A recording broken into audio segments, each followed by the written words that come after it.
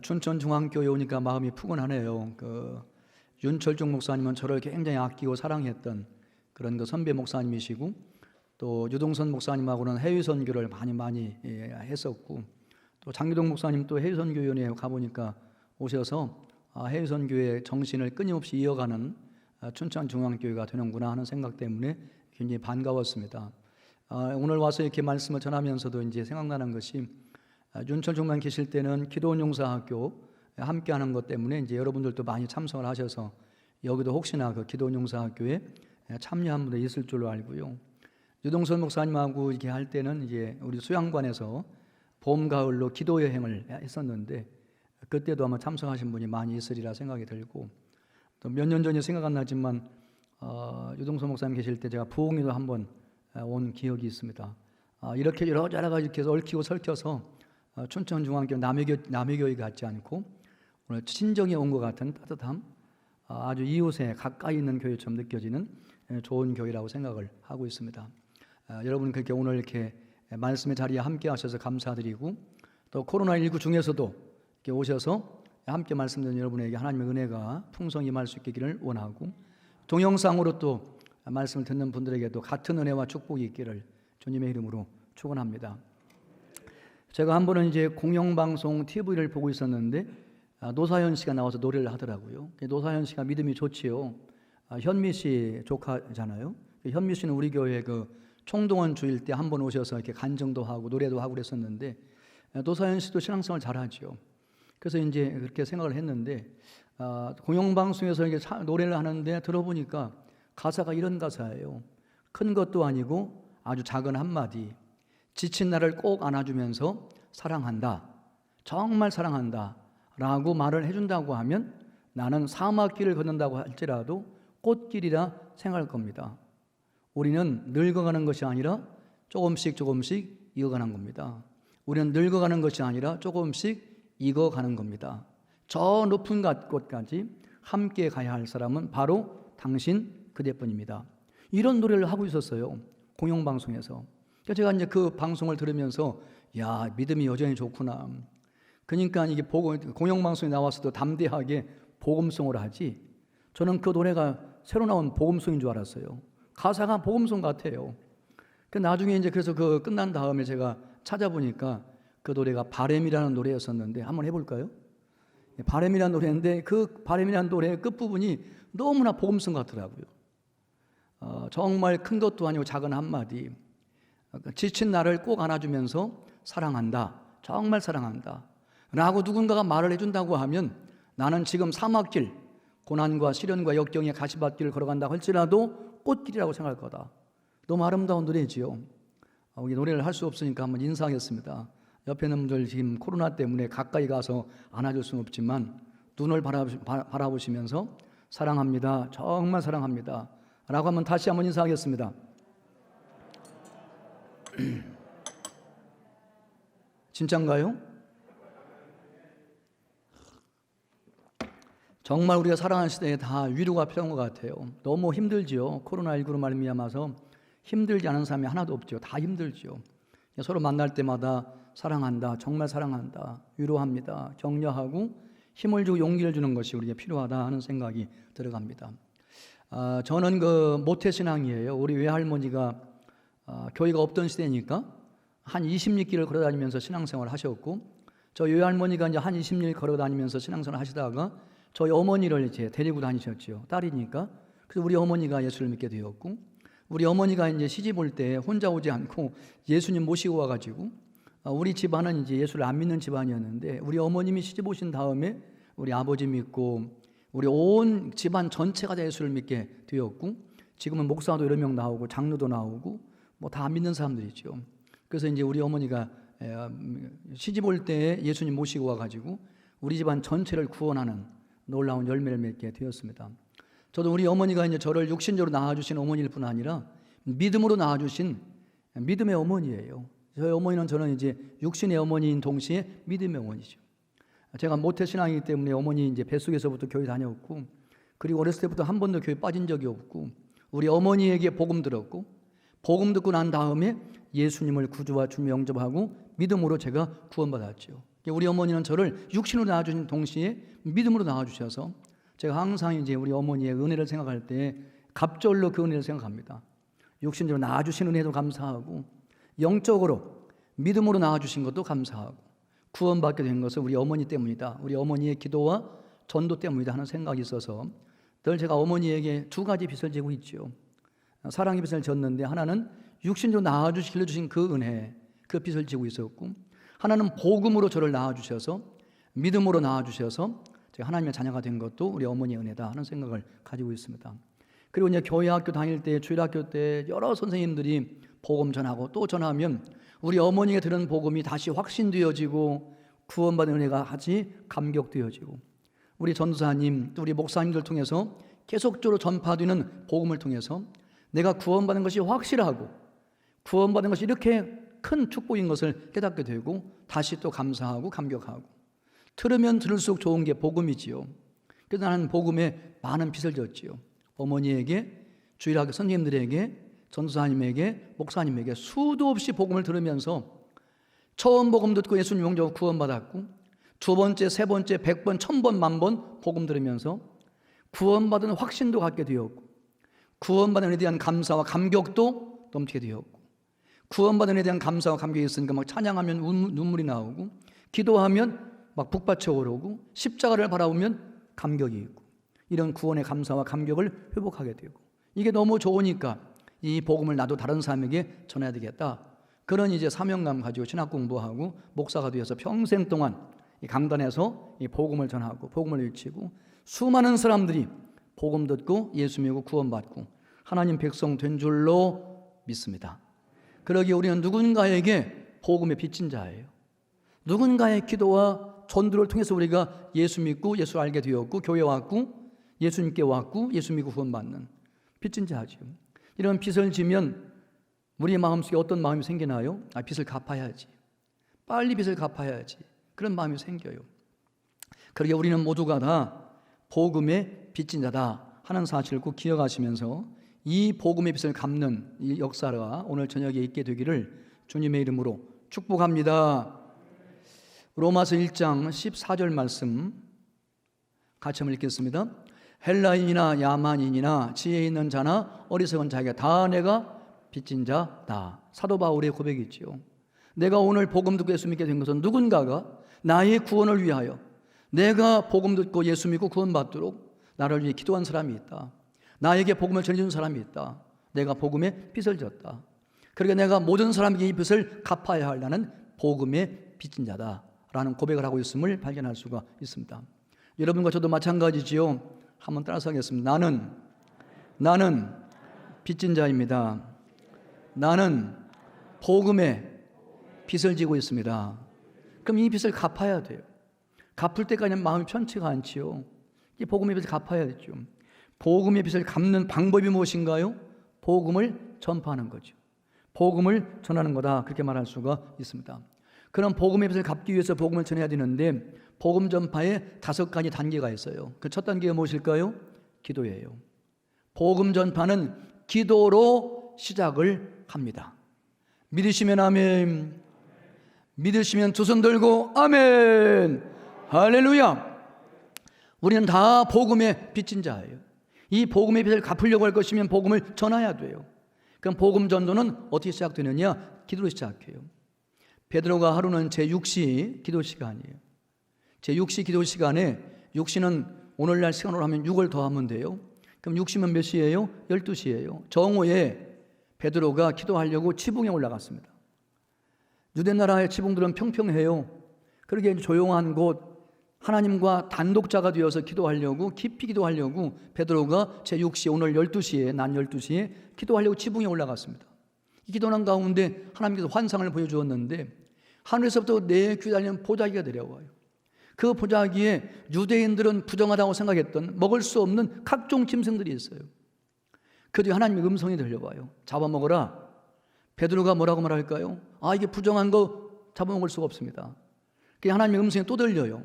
내가 깨끗하게 한 것을 내가 왜 부정하다고 하느냐? 잡아먹어라. 그런 음성이 들려와요. 그렇게 이제 기도하다가 환상을 보게 된 것이지요.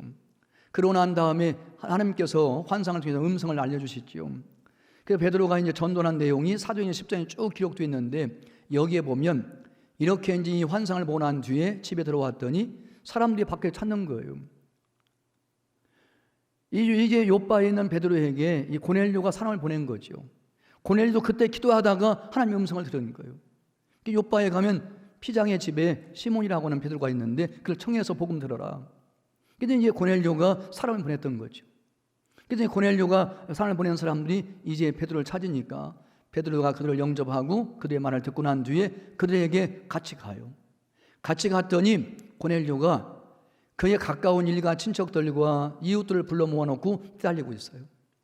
베드로가 오니까 존경하는 마음 가지고 일어나서 엎드려 절하면서 영접합니다. 그때 이제 성령의 감동 가운데 베드로가 그들에게 복음을 전파해요. 그랬더니 그들의 마음이 열려요. 천국 문이 열려요. 구원의 문이 열려요. 그들이 예수님을 영접하고 믿음으로 구원받아요. 그들의 천국의 문이 활짝 열리는 모습을 발견할 수가 있습니다. 이런 내용들의 말씀이 사도행전 10장에 기록되어 있는 거 읽으셨지요? 여기 보면 놀라운 사실을 발견할 수가 있습니다. 그것이 무엇일까요? 저를 한번 따라서 해요. 기도할 때, 이게 익숙하지가 않네요. 따라서 해요. 기도할 때 눈이 열린다. 믿으시면 아멘. 기도하지 않으면 복음에 비친 자이면서도 기도하지 않으면 세상에 전도할 사람이 하나도 안 보여. 전도라고 하면 뭐라고 말해요? 목사님, 나 전도할 사람 없어요. 전도할 사람이 없다고 그래요. 왜요? 기도하지 않으니까요. 기도하지 않으면 우리 눈이 열리지가 않아요. 눈이 열리지 않으면 우리 주변에 전도할 사람이 수도 없이 많은데 전도할 사람이 하나도 안 보여. 전도라고 하면 흔히 하는 말들을 들으면 전도할 사람이 없다고 그래요. 여러분, 전도할 사람이 없으신가요? 전도할 사람이 없어요. 지금 우리나라 복음화를 본다고 하면 5명 중에 1명이 믿어도 5명 만나면 4명은 안 믿는 사람이에요. 그럼 전도할 사람이 많잖아요. 지금요 20%가 예수를 믿는다고 할지라도 80%가 아직도 안 믿어. 우리나라만 봐도. 그럼에도 불구하고 기도하지 않는 사람은 눈이 닫혀서 전도할 사람이 보이지를 않아. 베드로도 기도하지 않을 때는 이방인들은 전도할 대상으로 보이지 않았습니다. 그래서 베드로도 유대인에게는 복음을 전했지만 이방인에게 복음을 전하지 않았어요. 부정한 사람들인데 하나님 택한 백성이 아니니까요. 전도할 사람으로 보이지 않았다고. 눈이 멀어졌다고. 기도했더니 하나님 먼저 베드로의 눈을 여셔서 복음이 필요한 사람들은 유대인만이 아니라 이방인들에게도 복음이 필요하다 하는 사실을 알려주신 거죠. 기도할 때 눈이 열립니다. 믿으시면 아멘. 그렇게 믿으시면 두 손 들고 아멘, 할렐루야. 기도하면 눈이 열려요. 내가 누구에게 전도해야 되지? 전도할 사람이 보여요. 기도하지 않으면 안 보이는데 기도하면 보인다는 거죠. 그러게 복음 전파는 기도로 시작되는데 기도할 때 눈이 열려서 우리가 누구에게 전도할 것인지 보이기 시작한다 하는 거죠. 한번 따라서 기도할 때 귀가 열린다. 여러분, 하나님 말씀 보면 주님께서 사복음서 본다고 할지라도 복음서 끝날 때마다 복음 전하라고 유언처럼 말씀하세요. 너희는 가서 모든 민족을 제사 삼으라. 마태복음 마지막 장, 마가복음 마지막 16장 15절. 너희는 온 천하에 다니며 만민에게 복음을 증거해라. 누가복음 24장 말씀도 너희를 위로부터는 능력을 입혀올 때까지 기다려라. 그리고는 마지막 분부는 복음 전파해라. 모든 사람에게 복음을 전파해라. 요한복음도 마지막 부분 20장 말씀, 부활하시고 성천하기 전에 마지막 주신 말씀도 능력 받고 복음 전해라. 예수님이 수도 없이 복음 전하라 말씀하셔요. 목사님도 수도 없이 복음을 전파라고 말씀하세요. 그런데 기도하지 않으면 그 말이 들리지가 않아요. 귀가 닫혀서 들리지가 않아요. 수도 없이 하나님 명령하시는데, 하나님 부탁하시는데, 하나님 말씀하시는데 그 복음을 전파라고는 말씀이 틀리지가 않아. 그런데 누가 그 말씀을 듣느냐? 기도하는 사람이 들어요. 믿으시면 아멘. 따라서 기도할 때 귀가 열린다. 전도하라고는 주님의 명령, 기도하면 귀가 열려 들려요. 한 걸음 더 나가죠. 믿지 않는 영혼들의 절규가 들려요. 여러분 들리시나요? 여러분 주에 믿지 않는 사람들이 여러분에게는 말하지 않는 것 같지만 기도하다가 그들의 소리를 귀를 기울여보면 절규를 하고 있습니다. 나 좀 예수 믿게 해줘. 나에게도 복음 좀 전해줘. 나도 좀 교회 가자고 한 번만 말해줘. 따라갈 거니까. 나 너무 힘들어. 나 죽겠어 지금. 이렇게 절규를 하고 있다 그 말이죠. 근데 이 이웃 사람들, 믿지 않는 사람들 이 절규를 기도하는 사람은 못 들어요. 이게 안 들려 그게요. 기도하는 사람들은 그게 들려요. 절규가 들리 절규가. 여러분 지옥불에서 들리는 소리를 들으시나요? 예수 믿지 않고 구원받지 못하고 죽어서 지옥 간 사람들, 그 지옥의 불구덩이 속에서 고통 속에 괴로워하는 신음소리를 들으시나요? 이 기도하지 않으면 안 들려요.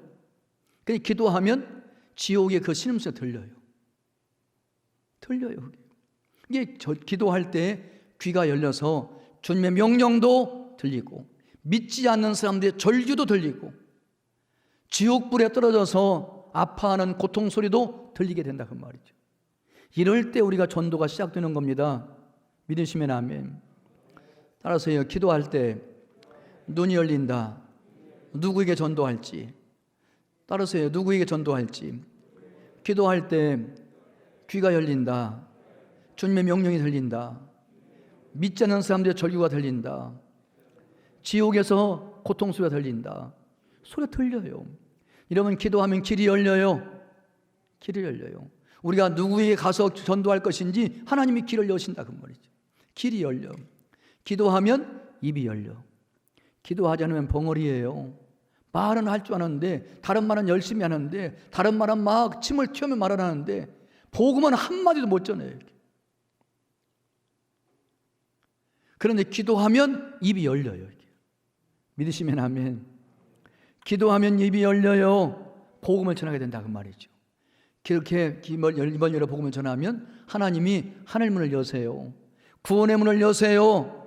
천국을 여신다고. 그리고 그 예수 믿고 구원받은 사람들을 천국 백성을 받아주는 역사가 일어날 줄로 믿으시면 아멘. 정리하겠습니다. 기도할 때 눈이 열린다. 기도할 때 귀가 열린다. 기도할 때 길이 열린다. 기도할 때 입이 열린다. 기도할 때 문이 열린다. 믿으시면 두 손 들고 아멘. 할렐루야. 그렇게 믿으시기를 주의 이름으로 축원합니다. 그러면 복음의 빚진 자로서 이 복음의 빚을 갚으려고 할 것이면 복음을 전해야 되는데 복음을 전하려면 첫 단계는 뭐냐? 기도로 시작한다는 거. 기도를 많이 해야 이 모든 것이 다 열려서 우리가 전도할 수 있게 되고 복음을 전파하게 될 줄로 믿으시기를 주님의 이름으로 축원합니다. 아니면 여러분 기도할 때 역사가 일어납니다. 기도하지 않으면 교회가 조용해요. 아무 일도 일어나지 않아요. 기도할 때 역사가 일어나요. 구원의 역사가 일어나요. 기사와 합격이 일어나요. 놀라운 일들이 일어나요. 세상에서 일어나지 않는 일들, 회사에서 일어나지 않는 일들, 정부 관공서에서 일어나지 않는 일들, 대학교에서 일어나지 않는 일들, 그 세상 어디에서 일어나지 않는 놀라운 일들, 기사와 표적과 기적의 역사들이 기도할 때 일어납니다. 기도할 때 역사가 일어나요. 기도는 한 개인과 한 교회의 흥망성쇠를 좌우합니다. 기도하는 성도는 흥해요. 기도하는 성도는 번성해요. 기도하지 않는 성도는 망해요. 기도하지 않는 성도는 쇠퇴해요. 기도하는 교회는 부흥합니다. 기도하는 교회는 번성합니다. 기도하지 않는 교회는 망해요. 기도하지 않는 교회는 점점 쇠퇴하여 점점 쪼그라들어요. 이게요. 기도가 한 개인과 한 교회의 흥망성쇠를 좌우한다 하는 사실을 기억하시고 더 뜨겁게 더 간절하게 기도하는 춘천중앙교회 될 수 있게 되기를 주님의 이름으로 축원합니다. 축원합니다.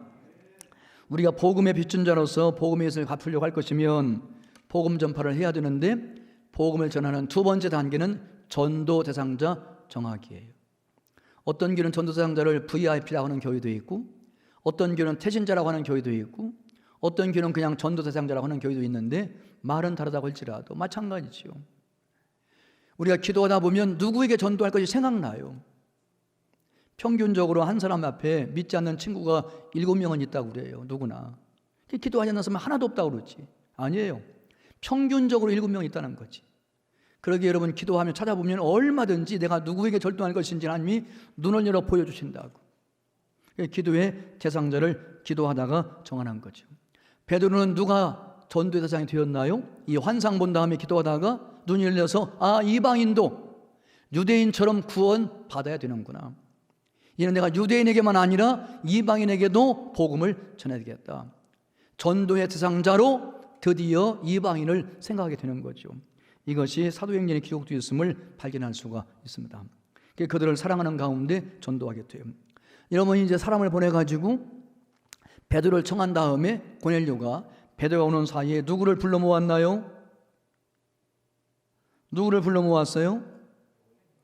같이 읽겠습니다. 이튿날 가이사랴에 들어가니 고넬료가 그의 친척과 가까운 친구들을 모아 기다렸다. 누구를 모았어요? 그의 친척들 그리고 그의 가까운 친구들을 불러 모았다. 이게 고넬료는 지금 복음을 들으려고 베드로를 기다리면서 함께 복음을 들으려고 함께 구원받기 위하여 친척과 가까운 친구들을 불러 모아놓고 기다리고 있었다는 거예요. 그래서 베드로가 가서 그에게 복음을 증거하고 놀라운 역사가 일어났던 거 확인할 수가 있습니다. 여러분 오늘 저녁에 집에 가셔서 백지 한 장 꺼내놓으시고 많이 기도하신 다음에 찾아보세요. 전도 대상자 나를 중심으로 내 가족 중에 믿지 않은 가족 누구지? 아버지, 어머니, 남편, 아들, 딸, 며느리, 사촌. 우선 여러분 친척 가운데 예수 믿는 사람들 생각해 기도하면서 그리고 그 다음 이름을 적으세요. 이름을 적으세요. 쉽지요? 할 수 있지요?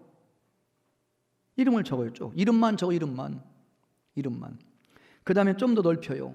여러분 친구, 초등학교 친구, 중학교 친구, 고등학교 친구, 대학교 친구 뭐 할 것 없이 여러분의 친구들 중에 예수 안 믿는 사람들 생각해 보시고 그 이름만 적으세요. 이름만. 그들을 구원하는 건 여러분이 하는 게 아니에요.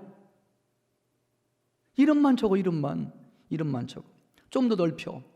여러분의 이웃 중에 이런 아파트 위아래 뭐 집, 옆집, 앞집, 뒷집, 동서남북 가까운 이웃부터 이웃집에 직장 가면 직장 동료도 있고 이런 사람들 예수 믿는 사람 이름만 적어. 이름만. 그럼 여러분이 30명, 100명 그 친화력이 좋고 친구를 잘 쓰는 사람은 100명, 200명, 300명 적을 수 있어요. 많이 적으세요. 어떤 사람은 또 많이 적으면 전도하기 힘들고 힘드니까 조금만 적지. 그렇게 계산하면 하나님도 여러분에게 계산적으로 축복하실 거예요. 계산 없이 하세요. 아멘 안 하시네.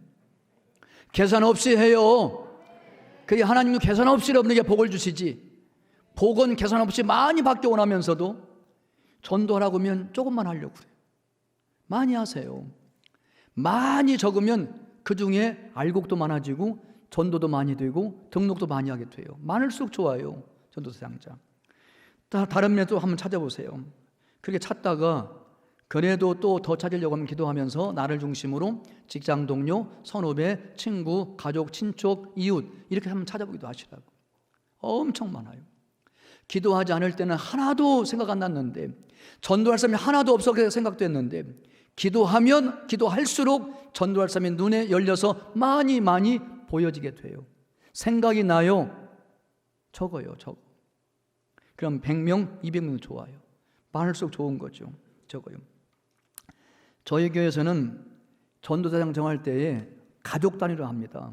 예를 들면 저희 집에 아빠, 엄마, 아들, 딸 4식구가 살아요. 다 예수 믿고 구원받아요.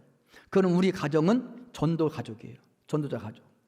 그럼 태진자 전도대상 적을 때 아빠의 믿지 않는 친구들 쭉 적어. 그럼 아빠의 믿지 않는 친구의 아내가 있고 아들, 딸이 있어요. 그거 적어요. 그래서 전도자 한 가정이 기본 단위가 되어서 아빠의 믿지 않는 친구 가족 하나, 엄마가 있어. 엄마의 믿지 않는 친구 가족. 그러면 그 엄마 친구의 남편도 있고 아들이나 딸도 있어요. 아들의 믿지 않는 친구, 아빠도 있고 엄마도 있고 동생도 형도 있어. 딸의 믿지 않는 친구, 그 친구의 아빠, 엄마, 언니, 동생도 있어. 이렇게 가족 단위로 전도자 가족이 돼가지고 온 가족이 하나의 덩어리가 돼서 기본 단위가 되어서 가족 단위로 태신자들, 믿음으로 품고 기도하기를 힘쓰는 구원받고 오는 사람들의 카드를 정해요. 이걸 우리는 태신자 카드라고 해요. 이렇게 해서 믿는 성도의 한 가정이 믿지 않는 친구의 가족 수대로 아빠 가족, 아빠가 믿지 않는 친구 가족, 엄마, 아들, 딸 이렇게 정하게 합니다. 가정 예배 드릴 때 같이 놓고 기도하고, 엄마가 딸, 친구, 학교 친구들 초청해가지고 생일잔치 해주고 복음 전하고, 아들 생일 때 아들 친구 초청해가지고 짜장면 사주고 피자 사주고 전도하고, 그러면서 이제 그 아들 친구나 딸 친구에 초대하다 보면 그 엄마가 누군지 아빠가 누군지 다 정보를 알 수 있어요. 그 아이들 통해서. 그렇게 해서 이제 그 아빠 엄마까지 전도하고, 이렇게 가정 단위를 기본으로 해가지고 전도자 가족, 전도자 가족을 정하고 함께 전도하는 것을 권장하고 있고, 가족 단위 전도를 해왔더니 가정들이 너무나 똘똘 뭉쳐 하나가 되는 놀라운 축복도 얻을 수가 있었습니다. 하나님은 모든 사람이 구원받기를 원하세요. 믿으시면 아멘. 디모데전서 2장 4절 뭐라고 그랬나요? 하나님은 모든 사람이 구원을 받기를 원하시느니라. 원하신다는 말은 소원하신다. 그게 하나님의 계획이고 하나님의 소원이고 하나님의 뜻이다 그 말이에요. 하나님의 소원이 뭐예요? 모든 사람 구원받는 거예요. 이게 모든 세상 사람들이 구원받을 때까지 우리는 기도하고 전도해야 된다 그 말이죠. 예수님께서 많은 사람을 위하여 십자가에서 피를 흘리셨다라는 말씀이 있어요. 많은 사람, 여러분과 저만이 아니라 더 많은 사람이 구원받도록 예수님은 십자가에서 피 흘리셨다는 거예요. 많은 사람의 구원을 위하여. 사도 바울은 그 모든 사람이 구원받고 많은 사람이 구원받는데 그 시작은 한 사람이다. 사도 바울은 각 사람 한 사람 한 사람을 전도하려고 힘을 썼다. 그런 내용이 성경 말씀 가운데 기록되어 있음을 발견할 수가 있습니다. 한 명의 신자에게는 7명의 불신자가 있다 하는 통계가 있습니다. 이러면 한 사람부터 시작하세요. 모든 사람이 목표를 세워놓고 시작은 한 사람부터 하시면 돼요. 시작은 한 가정부터 하시면 되는 거죠. 여러분, 예수님께서 유대나라 지도를 보시면 저 아래쪽이 어디예요? 유다예요. 위쪽에는 갈릴리가 있어요. 유다에서, 남쪽 유다에서 북쪽에 있는 갈릴리로 가려고 하실 때 제자들과 함께 어디를 통과하셨나요? 사마리아를 통과했어요. 그 당시 유대인들은, 사마리아 사람들은 혼혈족이다, 순수한 혈통이 아니다. 그래서 그들 무시했어요. 멸시했어요. 천대했습니다. 상종도 하지 않았어요. 그래서 유대인들은, 정통 유대인들은, 순수 혈통 가진 사람들은 아래 유다 지방에서 북쪽 이스라엘로 올라갈 때, 갈릴리 올라갈 때 이 사마리아는 피해갔습니다. 피해갔어요. 근데 요한복음 4장 4절 5절 말씀 보면 이런 말씀이 있어요. 예수님께서 유다에서 갈릴리로 가시려고 하실 때 이렇게 되어 있습니다. 성경 말씀 자세히 보시면 내가 사마리아도 통과하여야 하겠다. 잘 보세요. 내가 사마리아도 통과하여야 하겠다. 그렇게 말씀하세요. 그 말씀 속에는 예수님의 의도, 예수님의 의지, 예수님의 뜻이 담겨 있는 거예요. 너희들은 다 피하지만 나는 이 사마리아를 피하지 아니하고 사마리아 한가운데 지나가야 되겠다. 사마리아가 통과해 가야 되겠다. 예수님의 뜻과 의지가 분명히 그 말씀에 나타나 있어요. 왜 그랬을까요? 왜 그랬을까요? 그게 직선이니까요? 그게 빠른 길이니까요? 아니에요. 예수님이 왜 의지적으로, 의도적으로 사마리아를 통과해서 북쪽으로 가시려고 했을까? 예수님은 분명한 뜻이 있었어요. 예수님은 그 사마리아에 구원받아야 한 여인. 누구예요? 사마리아 여인이에요. 사마리아에 여자 한 사람이 있었는데, 그게 나와요. 그 다음 말씀 보면. 이게 사마리아에 있는 여자 한 사람을 만나시려고, 사마리아 여자 그 한 사람을 구원하시려고 의도적으로 그리고 의지적으로 뜻을 세워서 예수님은 사마리아를 일부러 통과하신 거예요. 한 사람 구원하시려고. 예수님이 구원하시고자 했던 사마리아 여인은 어떤 사람이었을까요? 목마른 여인이었습니다. 세상에 주는 물을 아무리 먹어도 갈증이 해소가 안 돼요. 권력 있는 남편 만나봐도 만족이 없어. 돈 많은 남자 만나봐도 만족이 없어. 잘생긴 남자 만나봐도 만족이 없어. 여자에게 친절한 남자 만나봐도 행복이 없어. 세상 그 누구도 채워줄 수 없는, 만족할 수 없는 갈급함이 있어요. 목마른 여인이에요. 목말라. 남편을 5명씩이나 갈아봤지만 만족이 안 돼, 행복이 안 돼요. 채워지지가 않아요. 세상 어느 누구도 채울 수 없는 목마름이 있었던 거죠. 목마른 여인이었죠. 이 사마리아에 있는 한 여인은 어떤 사람이었나요? 고독한 사람이었습니다. 남자를 여러 번 바꾸니까 누가 인정해요? 누가 존경해요? 다 피하지요. 뒤에서 욕하지요. 손가락질하지요. 친구가 없지요. 대화할 사람도 없지요. 자기 속을 다 내어놓을 사람도 없어요. 너무 외로워요. 너무 괴로워. 외로운 여인이었죠. 외로운 여인. 여러분, 사마리아 여인이 어떤 사람이었나요? 상처받은 사람이었죠. 사람들이 뒤에서 수군거리지요. 상대도 하지 않지요. 이웃 사람들의 말을 들어보면 가시지요. 마음을 콩콩 찌르지요. 상처투성이지요. 상처받은 여인이었죠. 결혼 생활에 실패한 여인이었죠. 가정 실패했죠. 연약한 여인, 외로운 여인, 상처받은 여인, 괴로운 사람, 목마른 사람. 이 한 여인, 아무도 거들떠보지 않고 욕만 하는, 무시하고 멸시하는 이 한 여자, 이 사마리아 한 여자를 만나시려고, 그를 구원하시려고 예수님은 의지적으로 뜻을 세워 북쪽으로 가실 때 그 사마리아를 일부러 통과하셨다고 말이죠. 여러분, 이런 한 영혼에 대한 사랑이 없이는 전도하지 못해요. 한번 따라서 하겠습니다. 사랑하면 전도한다. 여러분, 사마리아 이 여인뿐이에요. 여러분 주위를 잘 둘러보세요. 이런 여인과 같은 상처받은 사람, 괴로운 사람, 실패한 사람, 연약한 사람, 목마른 사람, 이런 사람이 여러분 주위의 동서남북에 수도 없이 많아요. 이런 영혼들을 사랑하는 마음이 있으면 전도하고요, 사랑하는 마음이 없으면 무시해버려요. 나 살기도 바쁜데, 나도 바쁜데 지금 나 하나 겨우 살기도 지금 버티기도 어려운데 내가 무슨 이웃에 대한 신경을 써, 관심을 가져. 그럼 전도하지 못하죠. 여러분, 하나님께서는 한 사람 한 사람을 천하보다 귀히 여기시는 걸 믿으시면 아멘. 아멘. 한 영혼을 천하보다 귀히 여기세요. 그래, 모든 사람을 구원하는 걸 목표로 하되 시작은 한 사람부터 하는 것이죠. 그런데 우리 주위에 있는 한 사람 한 사람은 다 지금 이 여인과 같아요. 겉으로 보면, 육신적으로 보면 고급차 타고 다니고 평수 큰 아파트 살고 사업자라고 부러운 것 없고 아쉬운 것 없고 그런 것 같지만 내면을 들여다보면, 조금만 관심하고 갈아보면 다 이런 사람들이에요. 우리 주위에 상처받은 사람들, 상처투성이에요. 외로운 사람들이지요. 잠 못 이루는 사람들이지요. 괴로운 사람들이지요. 정말 내 속에 있는 심정을 다 한번 내놓고 얘기할 사람이 하나도 없어. 하나도 없어. 이런 사람들이 여러분 주위에 수도 없이 많아요. 그런 영혼들을 불쌍히 여기는 마음이 생기고, 그런 영혼들을 사랑하는 마음이 생기면 전도하게 된다, 그 말이죠. 믿으시면 아멘. 저를 한번 따라서 사랑하면 전도한다. 믿으시면 아멘. 유명한 전도자 D.L. 무디가요, 사람을 만나기만 하면 이렇게 물어봤어요. 오늘 당신 영혼은 잘 되어갑니까? 오늘 당신 영혼은 잘 되어갑니까?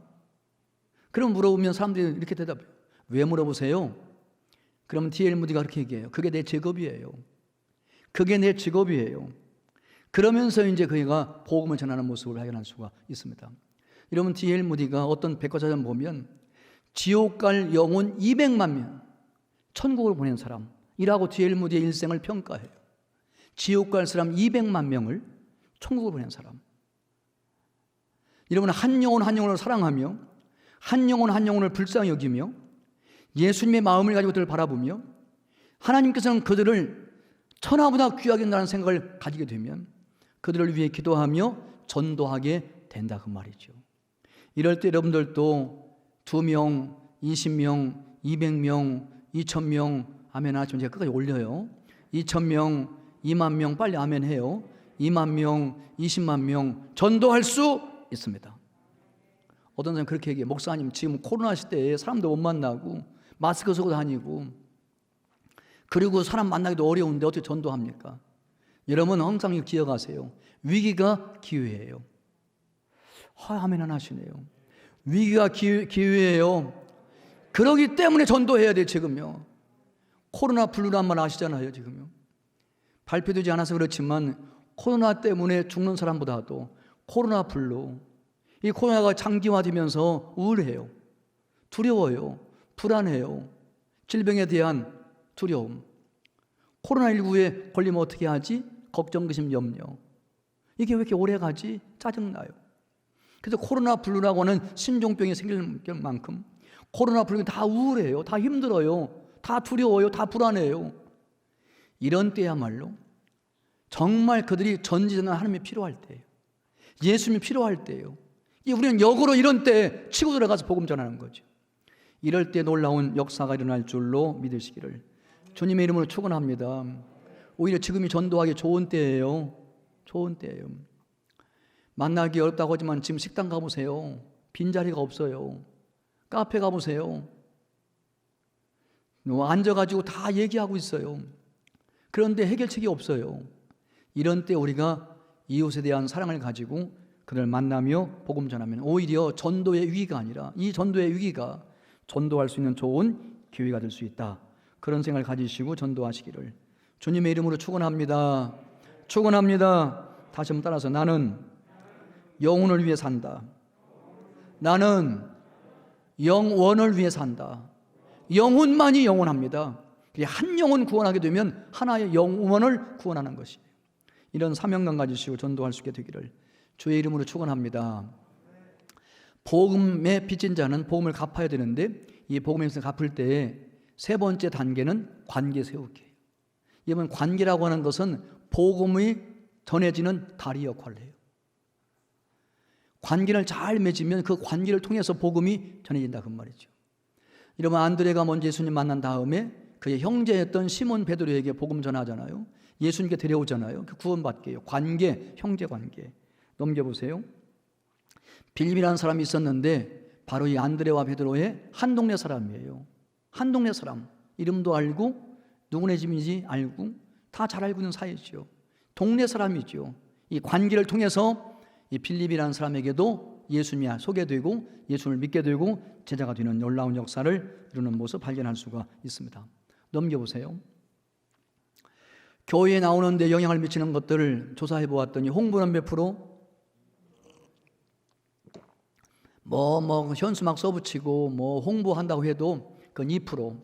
조직적인 방문, 지속적으로 한 집을 놓고 막 방문하고 또 방문하고 또 방문해. 이렇게 교회 나온 사람들은 6%.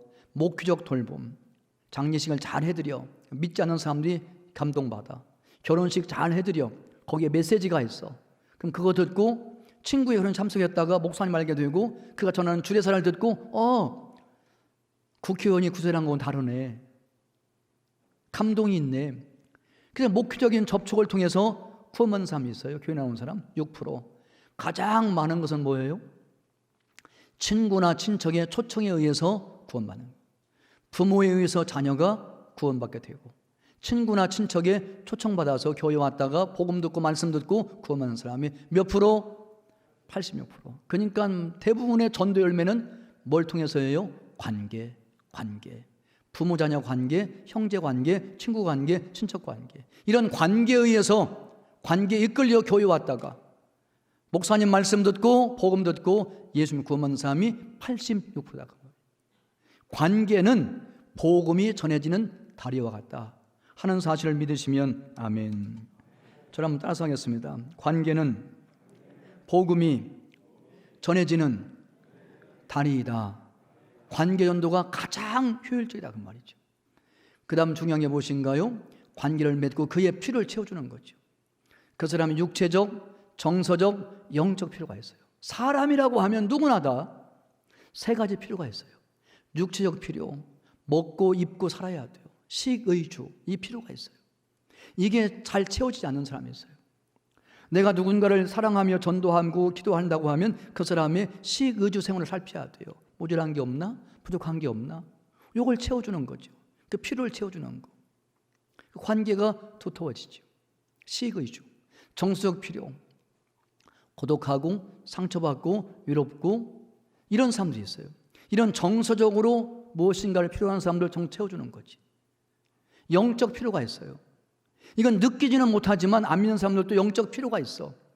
요 세 가지 필요는 항상 누구나 있어요. 요 세 가지 필요가 부족한 부분들을 내가 파악해가지고 채워주면 좋은 관계가 돼요. 그러니까 관계 정도는 반드시 필요 중심 정도로 나가게 되죠. 그러려고 할 것이면 여러분이 혼자 하지 마시고 전도활도, 기도도 함께 하셔야 돼요. 기도짝, 전도짝, 기도짝, 전도짝.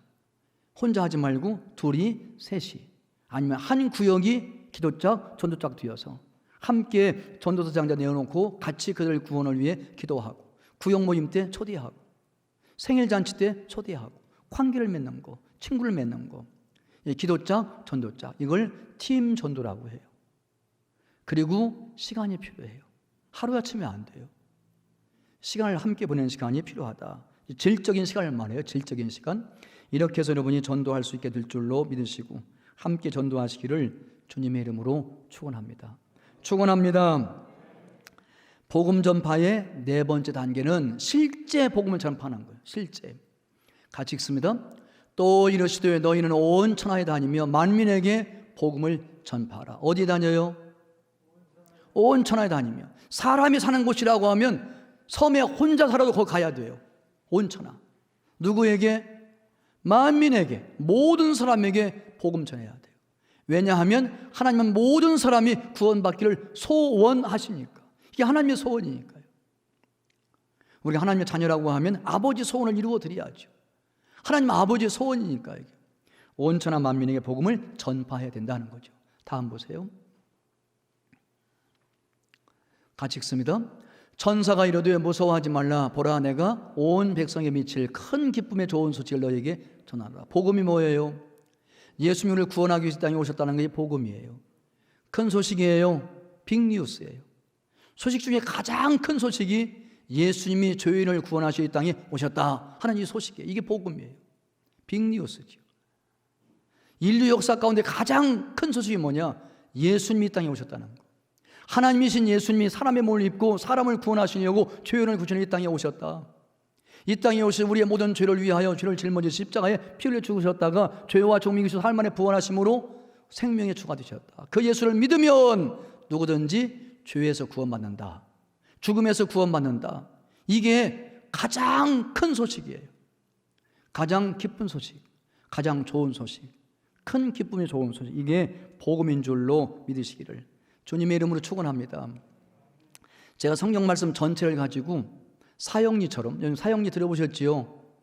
사형리 가지고 성경 전체를 가지고 복음을 전하잖아요. 논리 정연, 질서 정연하게 빠진 것이 없이 예수 믿어요 복받아요. 예수 믿어요 구원받아요. 예수 믿으면 잘 돼요. 사업 형통해요. 이건 복음의 핵심은 아니에요. 그건 복음으로 인도하기 위해서 서론이지 결론이 아니에요. 복음의 핵심은 제가 성경 전체를 통해서 보니까 5가지예요. 큰 기쁨의 좋은 소식 중에 첫 번째는 뭐냐? 하나님이 누구신가에 대해서 좀 말해야 돼요. 실제 복음을 전파할 때에 하나님이 누구신지를 말해야 돼요. 성경 말씀 보면 하나님이 누구신가요? 하나님은 하늘과 땅과 바다와 그 가운데 만물을 창조하신 창조주세요. 아멘. 그 하나님이 맨 마지막에 사람을 창조하시는데 하나님의 형상대로 하나님을 닮은 단 존재로 창조했어요. 하나님처럼 영적 존재로, 인격적 존재로, 도덕적 존재로, 왕적 존재로, 하나님을 닮은 존재로 사람을 창조하셨어요. 그리고 사람에게 복을 주셨어요. 생육하고 번성하여 땅에 충만하라. 하나님이 사람을 창조하셨는데 맨 처음에 주신 말씀은 축복의 선언이에요. 생육하고 번성하여 땅에 충만하라. 복을 주셨어요. 첫 번째 소식, 하나님이 누구신가? 하나님은 우리를 창조하시고 복을 주셨습니다. 요걸 전해야 돼요. 요걸 꼭 전해야 돼요. 실제 복음 전파할 때. 두 번째, 그런데 왜 우리들은 하나님께서 우리를 창조해 복을 주셨는데 그 복을 받으며 누리며 살지 못할까요? 질문을 해야 돼요. 답을 해야지요. 그 이유는 죄 때문입니다. 두 번째 전해야 할 소식은 죄에 대한 소식이에요. 죄가 무엇인가 하는 거죠. 넘겨주세요. 죄가 무엇인가? 불순종으로 말미암아 죄가 세상에 들어오고 죄로 말미암아 사망이 왔어요. 이게 모든 사람이 죄를 범했고 모든 사람이 다 하나님의 의에 하나님의 영광에 이르지 못해요. 의인 없는 이 하나도 없어요. 모든 사람은 다 이 땅에 태어나서 죄의 짐을 짊어지고 걱정 근심의 무거운 짐을 짊어지고 죄의 길 죽음의 길로 걸어가다가 결국 죽어서 지옥 갑니다. 지옥의 길로 가게 되는 죄인에 불과합니다 하는 사실을 꼭 얘기를 해야 돼요. 복음에는 세 번째 소식이 있는데 세 번째 소식이 무엇일까요? 넘기세요. 그럼 우리가 이 죄의 문제 어떻게 해결할 수 있을까요? 이 죄의 문제, 하나님이 우리를 창조하지 복을 주셨는데 그 복을 누리지 못하게 하는 이 죄의 문제 어떻게 해결할 수 있을까? 죄의 문제에 대한 해결책이 세 번째 소식인데 그게 예수님이 누구신가를 설명하는 거죠. 예수님 우리를 이 죄에서 구원하시려고 이 땅에 오셨습니다. 탄생, 성육신의 복음. 예수님 우리를 위하여 우리 죄를 위하여 십자가에서 내 대신 우리의 죄를 짊어지시고 내 죄를 대신하셔서 십자가에 죄값을 피값으로 치르시고 십자가에 죽으셨다가 죄와 죽음을 이기시고 사흘 만에 부활하심으로 우리의 생명의 주가 되셨고 하나님은 그 예수님을 우리의 구주와 그리스도가 되게 하셨습니다. 예수님만이 우리를 죄에서 구원할 수 있는 유일한 구주가 되시고 우리의 과거, 현재, 미래의 삶을 다스리시고 통치하시는 주님이 되십니다. 예수님이 누구신가를 꼭 말을 해야 돼요. 네 번째, 그럼 어떻게 하면 예수님이 십자가와 부활을 통해서 이루신 구원이 내 거 되게 할 수 있나? 내가 그 구원을 받을 수 있는가? 구원의 방법을 설명해야 돼요. 네 번째, 어떻게 하여 구원을 받을 수 있나요? 우리가 복음을 들을 때 성령이 역사하시면 죄에 대하여, 의에 대하여, 심판에 대하여 책망하세요. 그 말은 죄를 깨닫게 하세요. 기도하는 마음으로 복음을 전해야 돼요. 기도하면서 그 영혼의 구원을 위하여 기도하면서 첫째 소식, 두 번째 소식, 세 번째 소식을 전하면 성령이 역사하셔서 듣는 사람들이 죄에 대한 책망받아가지고 내가 죄인이구나, 나도 구원이 필요하구나, 나도 예수님이 필요하구나 하는 걸 깨닫게 하시는 분이 성령의 역사예요. 그래서 회개하게 돼요. 회개하게 돼요. 그리고 성령이 역사하실 때 그가 마음이 열리고 예수님을 구주와 좀 영접하고 믿음으로 구원받게 돼요. 회개와 믿음이 구원의 방법이에요. 그리고 회개와 믿음은 다 성령의 역사예요. 성령의 역사. 우리가 기도하며 그 영혼을 사랑하는 마음 가지고 이와 같이 차근차근 큰 기쁨의 좋은 소식, 복음을 전하면 성령이 반드시 역사하게 되고 듣는 사람 속에서 역사하심으로 마음이 열려 회개하게 돼 예수를 믿게 돼. 그럼 그가 구원받게 됩니다. 이런 구원받은 것이 무엇이에요? 그것도 마지막 설명해야 돼요. 다섯 번째 소식. 네 번째 소식이 안 끝났네요. 저 보이나요? 글씨가? 보이세요? 그럼 눈을 뜨고 이미 복음 듣고 예수님을 영접한 사람도 한번 따라서 하시면 구원의 감격이 회복돼요. 확신이 생겨요. 그리고 이 복음을 전하고 싶은 마음이 생겨요. 혹시나 온라인으로 이 방송을 듣는 분 중에 아직도 교회는 다니지만 교회 다니면서 충성해가지고 인정받아 집사가 됐지만 권사가 됐지만 혹시라도 진정으로 예수를 못 만난 사람이 있을 수 있어요. 구원받지 못하고도 집사 될 수 있어요. 권사까지 될 수도 있는데요.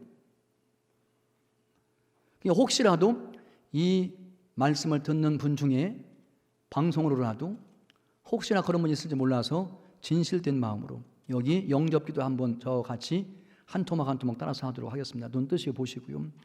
저 함께 기도하겠습니다. 저 따라서 창조주 하나님, 저는 이제까지 하나님 없이 제 뜻대로 살았습니다. 저는 세상과 생각과 말과 행동으로 죄를 지었습니다. 저의 죄를 용서하여 주십시오. 예수님께서 저를 죄에서 구원하시기 위해 제 대신 십자가에 죽으셨음을 믿습니다. 예수님께서 저를 의롭게 하시려고 죽은 자 가운데서 죄와 사망을 이기시고 부활하셨음을 믿습니다. 저의 마음 문을 엽니다. 예수님, 이제 들어오셔서 저의 구주와 주님이 되어 주십시오. 예수님의 이름으로 기도드립니다. 아멘. 이걸 진실되게 했으면 여러분 구원받은 거예요. 혹시나 교회는 등록했지만 등록이 구원의 시작은 아니에요. 직분 얻는 것이 구원의 시작도 아니에요. 충성 봉사한다고 다 구원받은 것도 아니에요. 정말 믿음으로만 구원받아요. 예수님께서 우리를 위하여 나를 위하여 십자가에 피 흘려 죽으셨다는 사실을 믿을 때에 구원받아요. 구원받아요. 이 구원받은 사람은 복음을 들으면 들을수록 구원받은 사람은 감격이 커져요. 내가 받은 구원이 얼마나 큰 것인가를 깨닫게 돼요.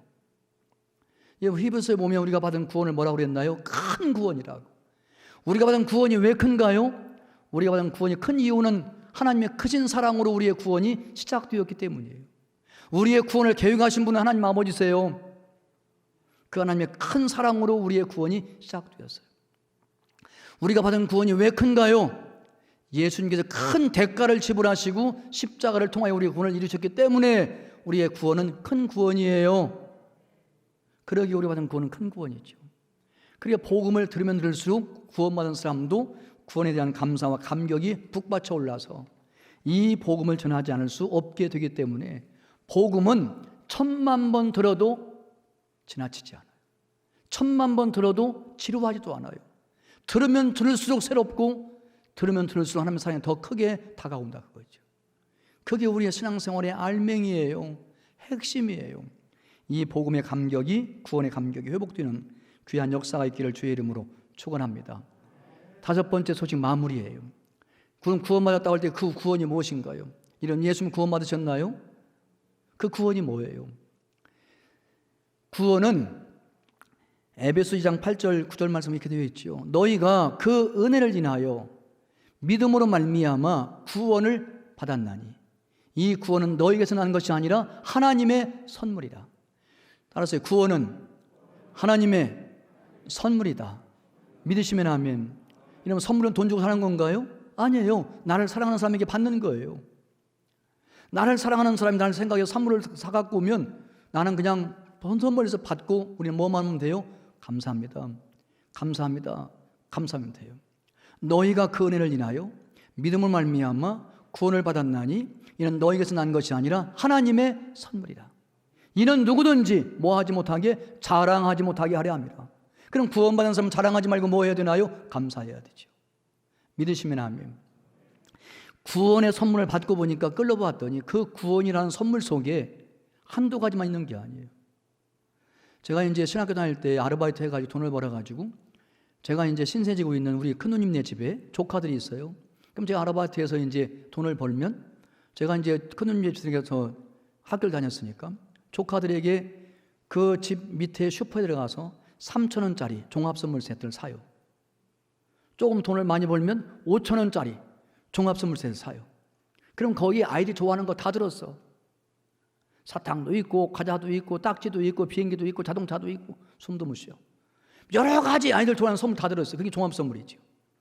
그럼 아이들이 제가 갔다가 딱 안기면 삼촌 감사합니다 하고 자기 방에 들어가고는 막 뜯어보고 사탕 먹으면서 좋아하고 과자 먹으면서 좋아하고 딱지 치며 좋아하고 자동차 부릉부릉 좋아하고 너무 좋아해요.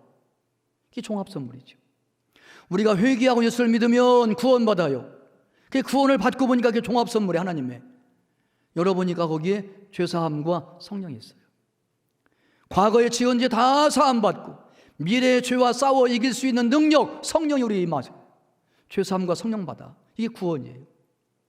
구원받기 전에는 우리가 마귀의 종이었고 자식이었고 죄의 종이었는데 구원받고 난 다음에 신분이 바뀌었어요. 하나님의 자녀가 되었어요.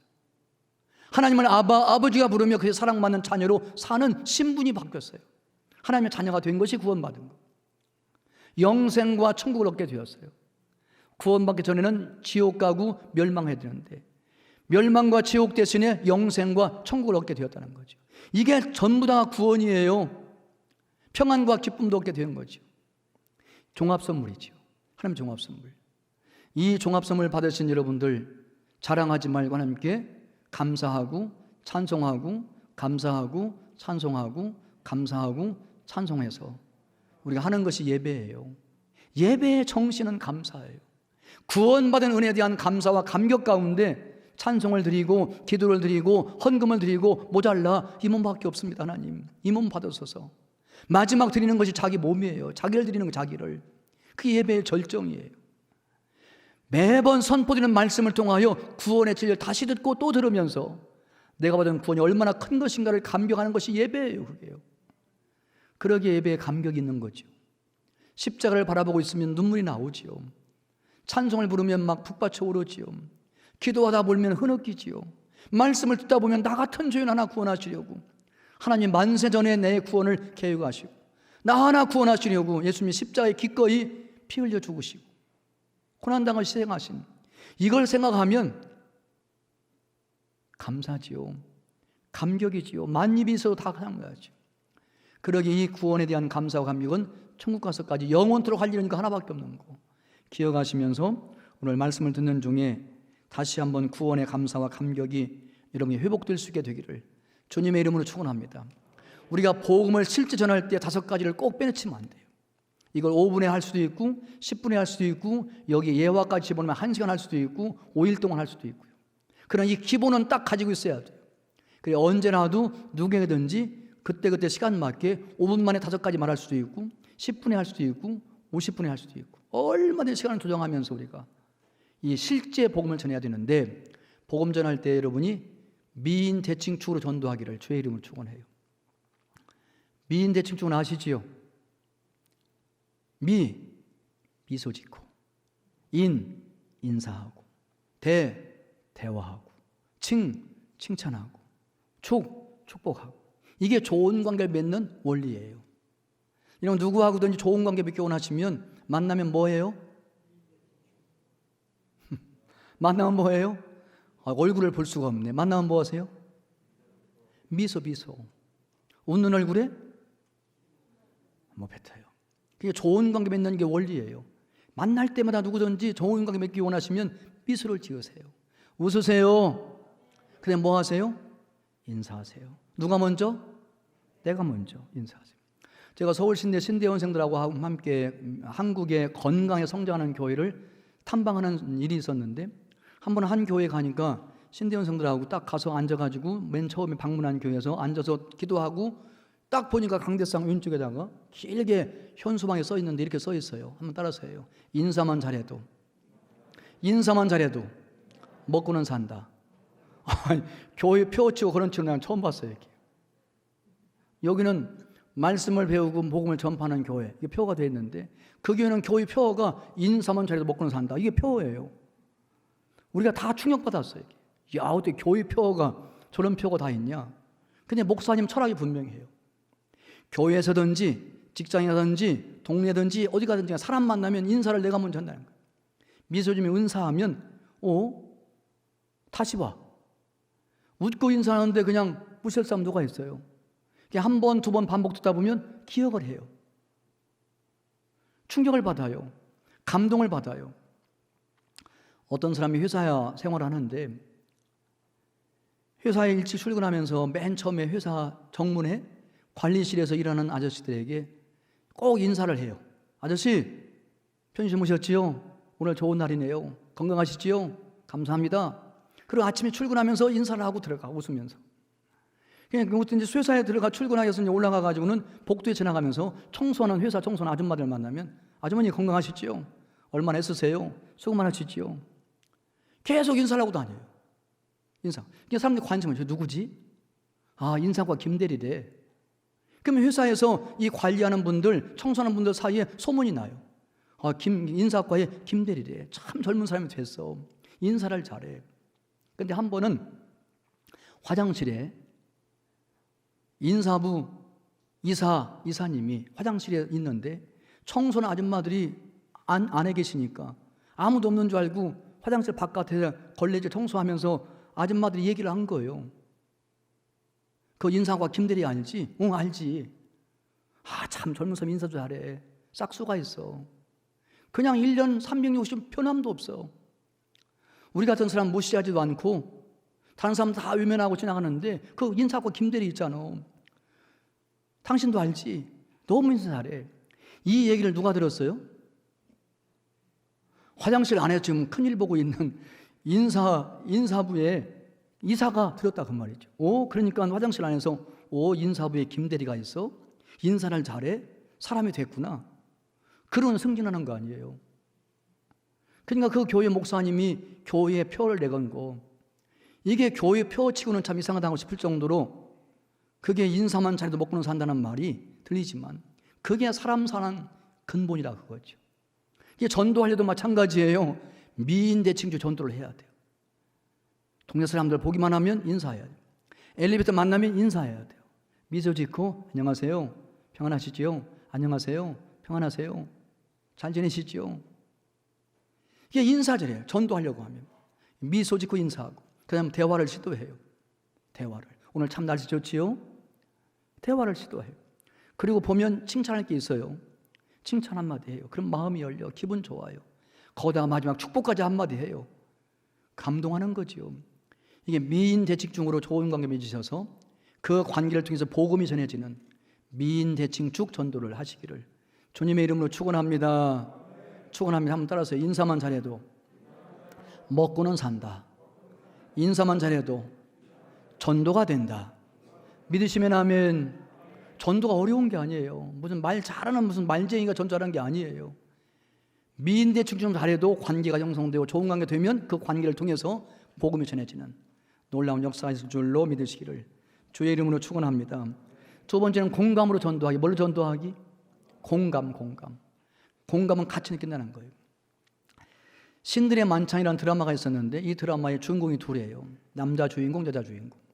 남자 주인공이 자기 엄마하고 갈등이 많아. 갈등이.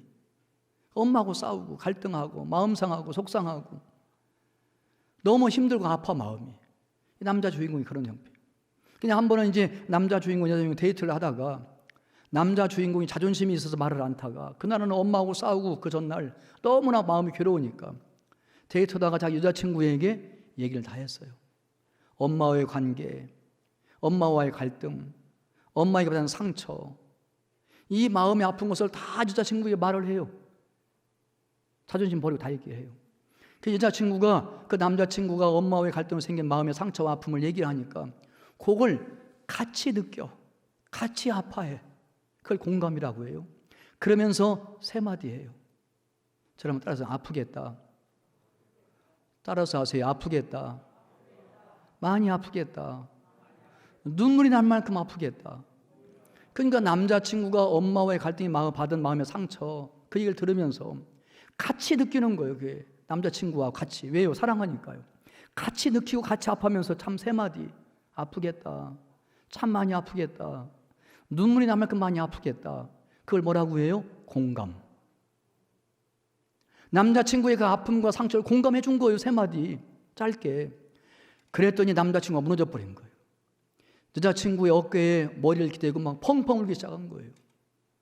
그게 공감이라고 해요. 여러분 코로나19로 다 지금 힘들어요. 그럼 여러분이 정말 이게 전도가 안 된다고 하지 말고 여러분 주위에 있는 사람들 보면 다 지금 아파요. 힘들어요. 장사도 안 돼. 사업도 어려워. 그리고 두려움과 불안이 가득 찼어요. 짜증나요. 이게 언제 끝나지 코로나19. 기약도 없네. 절망이에요. 이런 가운데 있는 사람들 친구들 만나가지고 차 한잔 사주고 밥 한 끼 대접하고 힘들지. 사업 얼마나 힘들어. 장사 안 되지. 손님 없어서 얼마나 힘드니. 이렇게 공감 뭐 해줘요? 그의 아픔과 고통을 같이 나누면서 같이 아파하면서 몇 마디 공감해주면 마음이 확 열려요. 아멘 하시면 다시 마음이 확 열려요. 그때 예수님을 소개하면 쏙 들어가는 거 아니에요. 쏙 들어가는 거. 그렇게 공감으로 전도하면 지금 이 전도의 위기를 얼마든지 극복할 수 있는 줄로 믿으시기를 주의 이름으로 축원합니다. 마지막 다섯 번째, 복음 전파의 5단계. 전도했으면 뭐예요? 양육을 해야 되죠. 여러분 주님 사랑하시지요? 주님 사랑하시면 반드시 할 일이 무엇인가요? 어린 양을 먹이고 치야 되죠. 그걸 목표라고 해요. 양육이라고 해요. 넘기겠습니다. 전도에서 얻은 열매를 보존하며 양육하고 목표하려고 할 것이면 넘기세요. 부모의 마음이 필요해요. 유모와 같이 부드러운 마음, 온유하고 겸손하게 그를 키워야 되지요. 아버지와 같은 마음을 때로는 엄격하게 권면할 것 권면하고 훈계할 것 훈계하기도 해야죠. 부모의 마음이 필요하다는 거죠. 우리가 이와 같이 전도한 사람을 양육해서 그 사람이 또 다른 사람 전도할 때까지 키우려고 할 것이면 우리가 수고를 해야 되지요. 수고해야 되는데 혼자 하지 말고 성령의 역사와 더불어 수고해야 되지요. 넘기세요. 같이 읽겠습니다. 우리가 그를 전파하여 각 사람을 권하고 모든 지혜로 각 사람을 가르치면 각 사람을 그리스도 안에서 완전한 자로 세우려 함이니. 넘기세요. 이를 위하여 다 같이 나도 내 속에서 능력으로 역사하시는 역사를 따라. 누구예요? 내 속에서 능력으로 역사하시는 누구예요? 성령님. 성령 역사를 따라 힘을 다하여 수고하노라. 성령 역사와 함께 내가 힘을 다해서 먹이고 치며 돌보는, 주님 사랑하는 마음 가지고 주님의 어린 양을 먹이고 치는 양육과 돌봄과 목회할 때 그 열매가 충실하게 되고 그도 역시 다른 사람을 전도하는 사람으로 세워지면 재생산이 이루어지게 된다 하는 거죠. 저를 한번 따라서요. 제자는 제자를 낳고, 신자는 신자를 낳고, 교회는 교회를 낳고, 이렇게 이게 재생산이에요. 재생산. 이게 전도의 마무리예요. 이게 계속 돌아가는 거죠. 1단계 기도하기, 2단계 전도대상 정하기, 3단계 관계 세우기, 4단계 실제 복음 전환하기, 또 논리 정연하게 복음을 전해야 되죠. 분명한 모습 복음에서 전해야 되죠. 그리고 마지막 단계 양육하기. 이걸 계속 돌리는 거. 그러면 교회는 눈덩이처럼 성장하고 부흥하고 발전해서 주님의 재림하시기 전에 온 세상 천하 만민에게 복음이 전파될 줄로 믿으시기를 주의 이름으로 축원합니다. 제가 지금까지 본 영화 중에 가장 감명적인 영화가 쉰들러 리스트예요. 예수님을 위해서 한 영혼을 더 구원하시는 저와 여러분 되기를 원하면서 이 영화 한 부분만 보고 말씀을 마치도록 하겠습니다.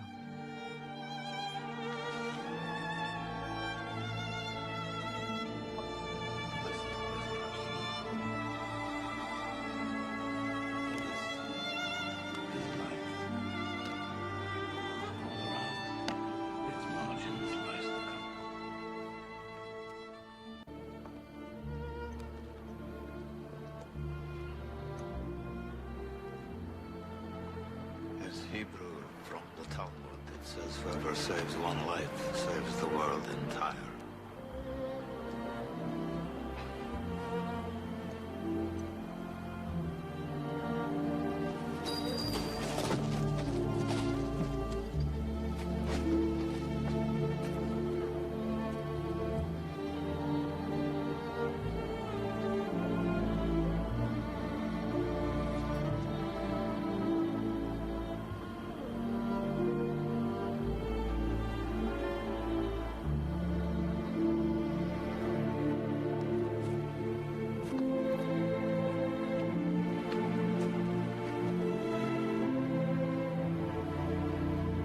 I could have got more out.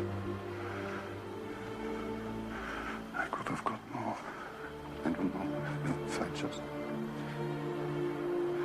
I could have got more. Oscar, there are 1,100 people who are alive because of you. Look at them. If I'd made more money.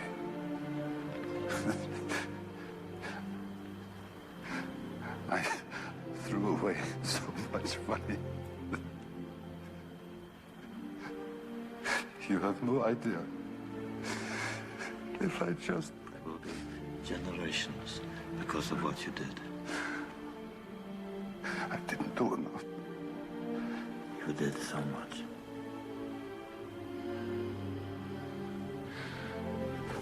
This car. Kurt would have bought this car. Why did I keep the car? 10 people right there. 10 people. 10 more people. This pin. 2 people. This is gold. 2 more people. He would have given me 2 for it. At least 1. He would have given me 1. 1 more. 1 more person.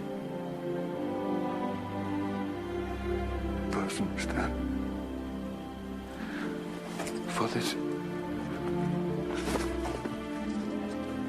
I could have become one more person. And I didn't. I didn't.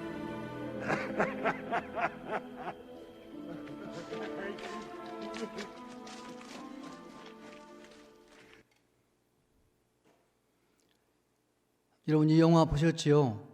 저는 감동적으로 봐서 이제 뒷부분을 제가 여러 번 반복해 봤기 때문에 거의 대사를 외울 정도가 되었는데, 쉰들러 리스트, 쉰들러가 작성한 명단이죠. 주인공이 오스카 쉰들러라는 사람인데, 원래 이건 독일 사람이에요. 유대인들이 이제 히틀러에 의해서 아무런 잘못도 죄도 없이 붙잡혀서 이제 가스실로 끌려가 가지고 600만이 학살당하는 그런 그 배경을 깔고 있는데, 가스실에서 불려나가면 죽는 겁니다. 이제 수용소에서 이제 불려나가면 가스실 들어가 죽는 거죠.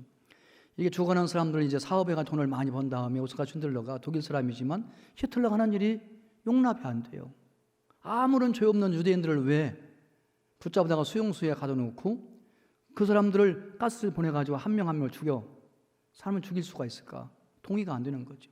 사업을 해서 돈 많이 번고 난 뒤에 한 번은 사무실에 와가지고 그의 서기에게 이렇게 말합니다.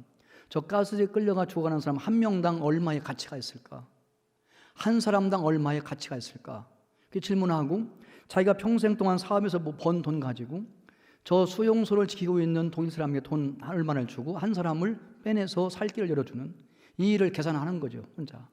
이렇게 해가지고 자기가 평생 동안 벌은 돈 가지고 이제 가스를 끌려가 죽어가는 유대인들 한 명 한 명을 지키는 사람에게 돈을 주고 빼돌려서 살 길을 열어주는 거. 하나 더인데 그가 1100명을 살 길을 열어줘요. 오스카 쉰들러가 아니었다고 하면 가스에 끌려가서 죽을 수밖에 없는 유대인들 1100명에게 살 길을 열어줍니다. 돈 다 떨어졌어요.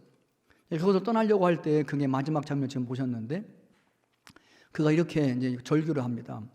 서기에게 명단을 작성하게 만들어요.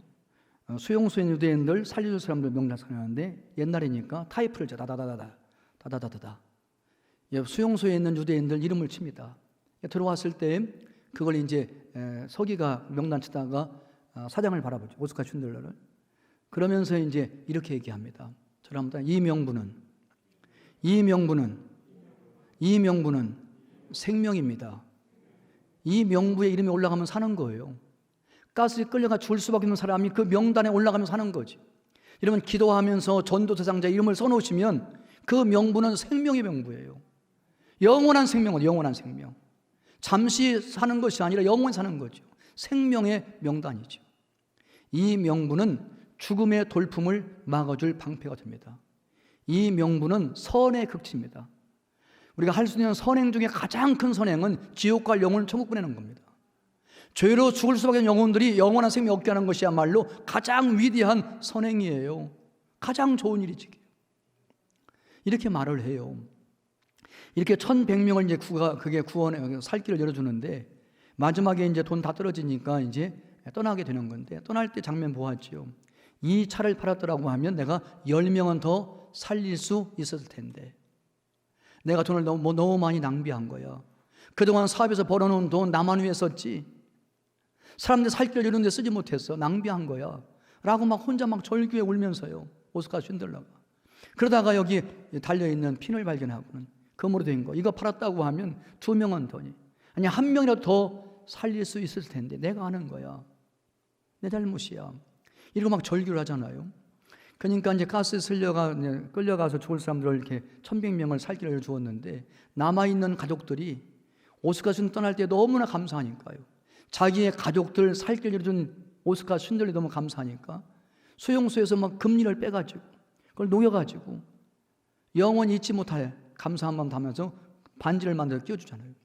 그 반지 안에 탈무드에 나와 있는 유명한 글귀를 썼는데 따라서 해요. 한 사람을 구원하는 것은 세상을 구원하는 것. 탈무드에 있는 글귀를 써서 선물로 줍니다. 여러분 왜 사업하세요? 왜 돈을 버세요? 왜 결혼하세요? 왜 장사하세요? 왜 대학을 가야 되나요? 왜 직장을 가야 되나요? 먹고 살기 위해서인가요? No. 예수 믿고 구원받은 사람들은 삶의 목적이 영혼 구원이에요. 전도예요. 선교예요. 교회 개척이에요. 교회 세우는 거예요. 선교사 파송하는 거예요. 그를 지원하는 거예요. 그래서 한 영혼이라도 내가 직접 간접으로 구원하는 거. 그게 구원받은 사람의 삶의 목적이에요. 그게요. 이 땅에 사는 동안에 먹고 살기 위해서 하는 모든 일들은 직업이라고 하지만 그건 부업이에요. 우리의 본업은 영혼 구원이에요. 믿으시면 아멘. 조선들고 아멘. 우리의 본업은 영혼 구원, 영혼 구원. 이렇게 믿으시면 조선들고 한번 기도하기 원해요. 조선들고 기도하기 원합니다. 하나님, 우리가 죄에서 구원받았습니다. 누군가가 나의 구원을 위해 눈물로 기도하고, 누군가가 나의 구원을 위해서 복음을 전해 주었고, 누군가의 손에 이끌려 내가 교회에 나오게 되었고, 그래서 내가 막 목사님 말씀을 듣고 복음을 듣고 예수를 믿고 구원받았습니다. 구원받은 내가 이 땅에 사는 동안 삶의 목적이 영혼 구원인 줄로 믿사오니 복음의 빚진 자로서 나도 누군가를 구원을 위해 기도하며 전도함으로 이 구원의 빚을 갚을 수 있게 도와달라고, 하나님 앞에 성령의 능력을 기름 부어달라고 하나님 앞에 통성으로 같이 한번 간절하게 기도하기 원합니다. 주여 한번 부른다면 기도하겠습니다. 주여. 사랑과 은혜가 풍성하신 아버지 하나님들 감사합니다. 누군가의 기도와 전도를 통해 내가 구원받았습니다. 복음의 빚진 자입니다. 하나님, 나도 누군가의 구원과 복을 위하여 기도하게 하시고 전도하게 하시고 복음을 전하게 해 주시기를 원합니다. 내가 받은 구원을 다른 받을 수 있도록 증거하기 원합니다. 구원받은 내가 이 땅에 사는 목적은 영혼 구원에 있는 줄 믿사오니 한 영혼 한 영혼의 구원을 위해 기도하며 전도하게 하시고 기도하다가 전도할 사람이 생각나게 해 주시기 원합니다. 성령의 능력을 기름 부어 주옵소서. 성령의 능력을 기름 부어 주시옵소서. 구령의 열정으로 불타게 해 주옵소서. 촌천중앙교회 부흥의 불길이 불타오르게 도와 주시옵소서.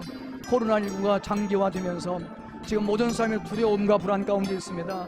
걱정과 근심 염려 가운데 있습니다. 질병에 대한 죽음에 대한 두려움으로 꽉 차 있습니다. 아버지, 코로나 우울증에 걸려 있습니다. 정말 위로가 필요합니다. 복음이 필요합니다. 큰 기쁨의 좋은 소식을 전개도에 도와주셔서 복음의 위기 상황이 오히려 복음을 전파하는 기회가 되게 하여 주시옵소서.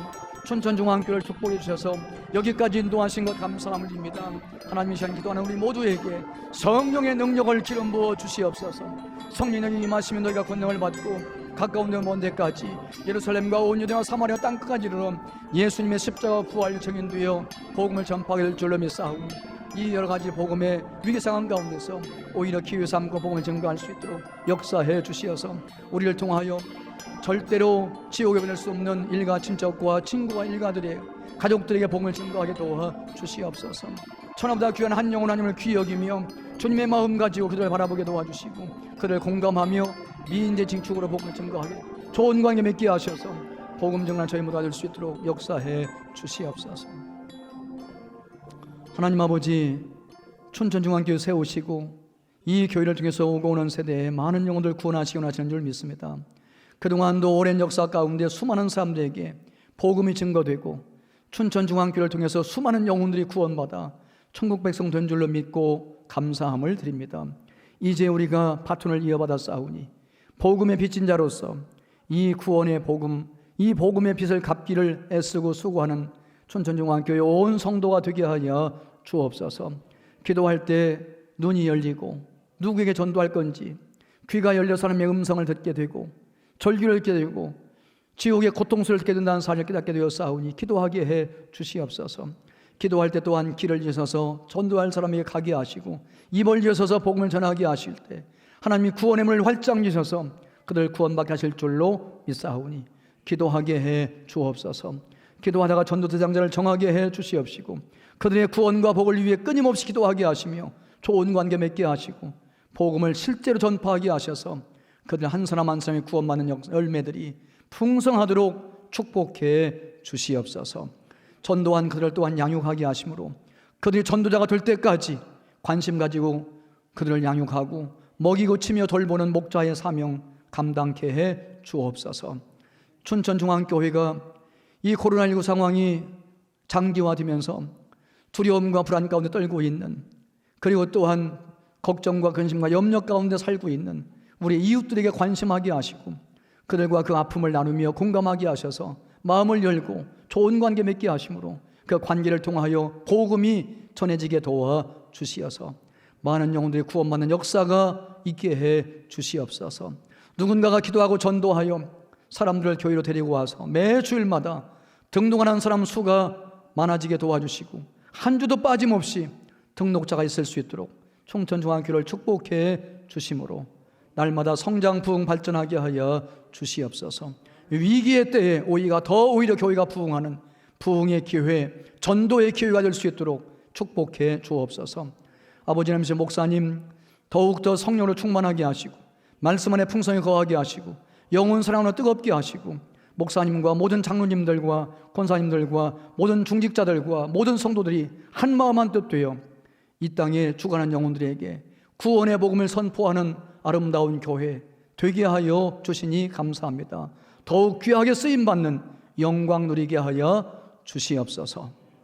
이제는 우리 주 예수 그리스도의 은혜와 하나님 아버지의 사랑하심과 성령님의 감화 감동 충만하심이 이 시간에 현장에서 또 온라인으로 말씀 듣고 함께 기도하는 모든 성도님들의 앞날 위에 그 가정과 자녀, 사업과 일터 위에 특별히 대학 수학 시험 능력을 치르기 위해 준비하고 있는 수험생들에게 지금부터 영원토록 함께 하시기를 간절히 축원하옵나이다. 아멘.